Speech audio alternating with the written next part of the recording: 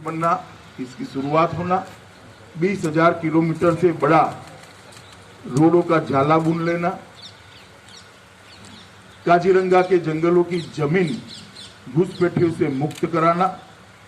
श्रीमंत शंकरदेव और माधवदेव के सत्र की जमीन को घुसपैठियों से मुक्त कराना, ढेर सारे विकास के काम जिसका एक सकारात्मक झुकाव भारतीय जनता पार्टी के प्रति स्पष्ट नजर आता है और हमारे गठबंधन की 37 सीटें से कम नहीं होगी, इसका मुझे पूरा विश्वास है। दूसरी ओर बंगाल के अंदर जिस प्रकार का तुष्टीकरण का माहौल था, जिस प्रकार से बेरोक टोक घुसपैठियों का घुसना चालू रहा, जिस प्रकार से पूरा बंगाल जन कल्याण के पैसे सरकारी मशीनरी और सत्ताधारी पार्टी मिलकर हड़प करते रहे, भ्रष्टाचार की भेंट चढ़ गए, जिस प्रकार से अम्फान का रिलीफ रिहेबिलिटेशन हो या कोरोना के खिलाफ लड़ाई हो, जिस प्रकार से अव्यवस्था और अफरा तफरी देखी गई और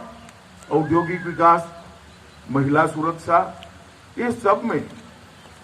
घोर निराशा और हताशा बंगाल की जनता को प्राप्त हुई। 27 साल के कम्युनिस्टों के शासन के बाद उनको एक आशा थी कि दीदी एक नई शुरुआत लेकर आएगी, मगर दल का चिन्ह बदल गया, दल का नाम बदल गया, बंगाल वही का वही रहा और गिरावट आई। और उस वक्त मोदी जी के नेतृत्व में हमने जो सोनार बांग्ला का एक विजन दिया है, हमने बंगाल की जनता के मन में एक आशा की जोत जगाने में हम सफल रहे हैं कि अन्य राज्यों की तरह बंगाल भी सुजलाम सुफलाम हो सकता है, बंगाल भी विकसित हो सकता है, बंगाल के अंदर भी शांति हो सकती है, बंगाल के अंदर भी तुष्टीकरण से बगैर संविधान की योजना के तहत कोई सरकार चल सकती है, बंगाल के अंदर भी धार्मिक स्वतंत्रता सभी धर्मों के लोगों को मिल सकती है। ये सारे मुद्दों को बंगाल की जनता ने मोदी जी के प्रति अथाह प्रेम और अमिट आशा के साथ स्वीकारा। जो कार्यकर्ता चुनाव के फील्ड में थे, सुबह सुबह थोड़ी दहशत थी कि हर बार की तरह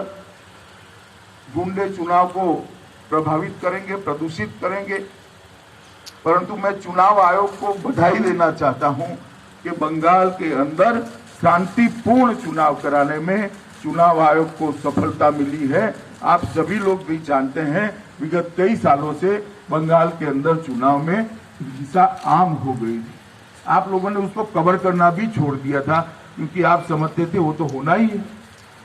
कि पहला चुनाव सालों के बाद हो रहा है जहां एक भी व्यक्ति के मरे बगैर, एक भी बम फटे बगैर, एक भी गोली चले बगैर, एक भी बूथ में रिकाउंटिंग रीपोलिंग हुए बगैर बंगाल का चुनाव हो रहा है। मैं मानता हूं ये बहुत शुभ संकेत है।